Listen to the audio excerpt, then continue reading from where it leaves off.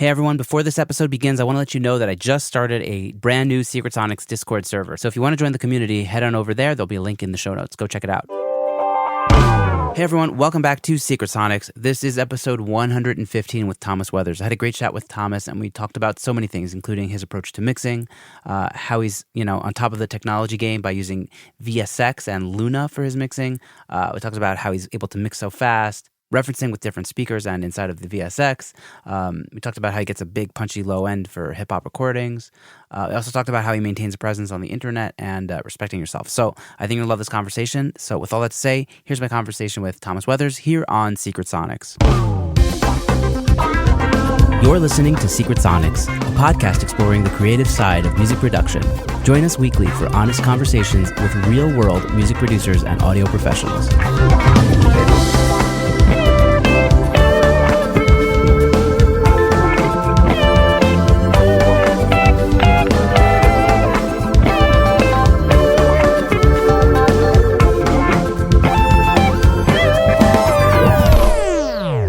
Hello, and welcome back to Secret Sonics. I'm your host, Ben Wallach. My guest today is Thomas Weathers. Tommy Decibel Weathers is a producer and mixing engineer based out of the Denver, Colorado area. He specializes in mixing and mastering electronic music as well as hip-hop. Thomas also frequently writes technical articles for various websites in the audio community such as Reverb, Alicia, Producer Hive, as well as his own website, TommyDecibel.com. Thomas and I connected on Facebook, and he's been a friend and advocate of the show, and he's always writing cool stuff on Facebook, so I figured let's invite him on, and he's been gracious enough to join us on the show. So with all that to say, welcome to Secret Sonics, Thomas. Hi, thanks for having me on. Yeah, pleasure. So tell the audience a little bit about your story. How did music become a thing for you and kind of how did that evolve into production and engineering? So I come from like a family of musicians, and a lot of it's kind of like the Latino, Mexican, kind of like norteño kind of music. And then a lot of it's like metal and all this other like random stuff. And then there's me where I got my first like music stuff, like a lot of people do like in school, like classical music with the cello and violin and all that fun stuff. And then I didn't do music for for a good chunk of my life, like after I hit my teens, because that's not the cool thing to do in school. And it wasn't until my uncle died. He was actually one of the people that was a big influence in my life, that I actually got back into music. And kind of around that time, like dubstep was kind of like becoming a bigger thing in the US. And around like 2008. Like 9 years ago. That was a long time. Yeah, okay. It was a really long time ago. And I got into like DJing and all that stuff, and I got like really heavy into like production. So it was like around like 2010 whenever I really started like producing and like buying more like plugins and all that kind of stuff and going down like the rabbit hole, as it were. And at some point, like I kind of stopped DJing and I went more into like production and full-time mixing and all that. And it's kind of been that way for a while. What did your uncle, who was an inspiration for you, what was his path in music? Like, what was he all about? Well, he played the accordion, and I don't remember a whole lot other than like just jamming with him, like whenever I was a kid. You get your first little play guitar kind of thing, and that's where my son is at. So yeah, and it's weird how much those things that you didn't really consider to like be such formative moments in your life, like how much they actually matter. Mm-hmm. Yeah, and like when I went to college, like I didn't actually even go to school for like music. Like even though like it made the most sense to do that, but society was like, music doesn't really pay or anything, and I'm just trying to make my parents proud and all that fun stuff. And yeah, I just kept on doing music stuff and it never really stopped. And yeah, that's kind of where I'm at. I'm still just doing music stuff and like finding different avenues to be creative in, because ultimately that's what's really important to me, is just being able to stay creative, because like I get bored with things really quickly. Right. We have a lot of us producers have like kind of like ADD with stuff. We got to like, okay, cool. I understand this. Let's move on. So you were based out of Texas and now you're in Colorado. How was that transition for you? And how have you found Colorado to be as like a scene, I guess? So like I was a lot more involved in my local scene back in Texas, and kind of like coming here, it was a bit of a culture shock. Like it's not really the same, both like, like politically and just the region. Because like you have like a bunch of mountains over here, you have altitude and stuff to kind of contend with, and like live shows, you have to contend with the slapback from the mountains, which is an interesting thing. Oh, that's so cool. Yeah, it sounds pretty cool sometimes, and then other times it's just like, oh. Yeah. Amazing. So, I mean, did you have like an aha moment maybe along your journey where you kind of realized like, hey, this is happening. I'm doing this for the long haul. This is what I'm about. Honestly, probably whenever I got here to Colorado was whenever I was like, oh, okay, so this is what I'm doing. Like, because like my educational background is in biochem. And so like I tried forever to like make that work. And like nothing would ever happen there in this, but like music was always there to like help me in different capacities. If it wasn't for like the producer hive and like Mountain West Productions, like just kind of like helping me out here and there, and like just even some of my older clients from back home, they're always just like so helpful, and always feels like the audio community always has my back. And that's something I've never experienced from any other place. And that's when I'm just kind of like, yeah, it's going to be audio, I guess. Like it's just a place that I feel like I belong, or like I feel wanted. And that's been Nice. better for my mental health too, because everyone at the end of the day just want to feel like they belong somewhere, Yeah, I've been really been lucky to have the friends that I do in audio. Have you found that you've been able to kind of like build a community on the internet? Because I feel like it's so interesting because, community is so important, but like I feel like so many people that do what we do are in their man and women caves and, kind of self-isolated and, just working, doing the thing. How have you been able to kind of like find community? Has it been over the internet, meetups, real life stuff? Like what does that look like? It's been mostly over the internet, and then like eventually like we'll meet up in real life. Like even like my current wife, that's how we met. Like we met in person, like through a friend. But like if we never had added each other on Facebook or whatever, like none of our relationship would have ever happened. Just because like that's like at a certain point, like in music, that's kind of like how you establish relationships. Because like it used to be like super, super local.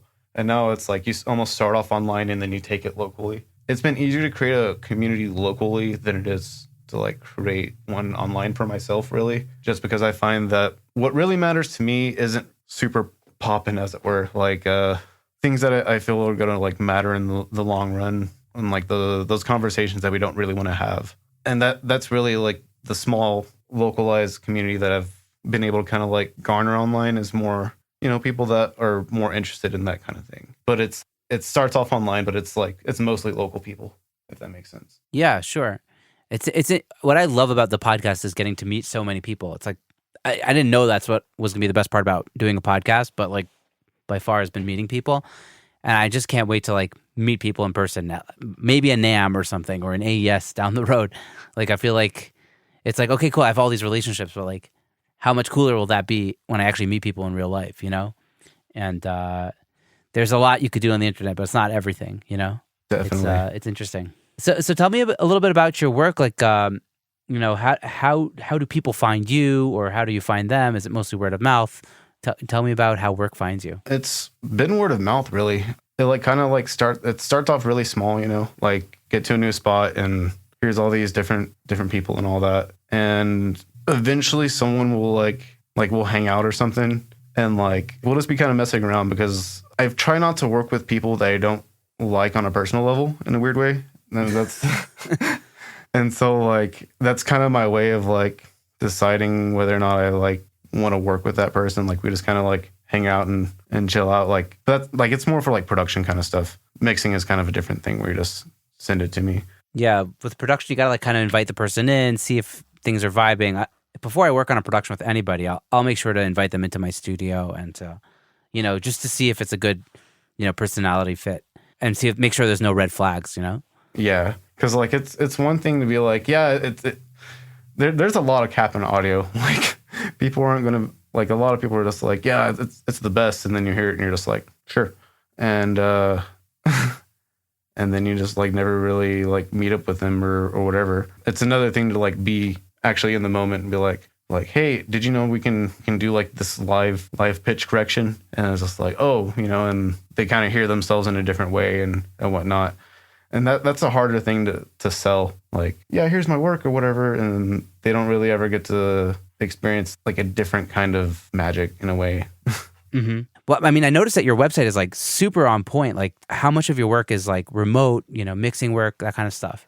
Like, I feel like you're pushing the right things on your website at least. A lot of it is remote mixing, just because like I have a pretty quick turnaround time. Yeah, like at the moment, it's definitely remote mixing. I haven't really been able to meet up with a whole lot of people that I like necessarily want to work with, or like, that aren't throwing up like a whole lot of red flags, because I don't know, like I'm at the stage in my life where I'm like trying to do like a lot of healing and trying to like respect myself a little bit more. Oh yeah. Like, so I'm definitely not doing as much like production outreach and all that kind of stuff, just because it kind of opens me up to certain things. However, like if I do like mixing and whatnot, it's a lot easier for me to like set those kind of boundaries. Like, here's everything that I won't do on this one thing. But if you want me to, I can, but just be aware that, it may be an extra fee or something. Something like if it needs editing or whatever like that. Because like at one point I did just include that in like the mixing price, trying to, attract clients, or like at least, give them a lot of value for what they were paying. And yeah, especially like how quickly I would turn things around. Like it wasn't really respecting my own time and all that. Yeah. I've been feeling recently like almost like a slave to my clients sometimes, and you can only keep that up for so long before you just completely burn yourself into the ground, which I'm currently doing, if I'm being honest. So good on you for, starting to set boundaries. And it is interesting that like mixing, you could kind of make it more like a day job, whereas production is like, it's such a labor of emotion. It's like an emotional labor, and you want to be there for the the artist you're working with. So you end up feeling it's almost like a partnership, it's like, almost like a marriage. People have said it on the show. Yeah. Yeah. Of like in a when way. you're going in on production.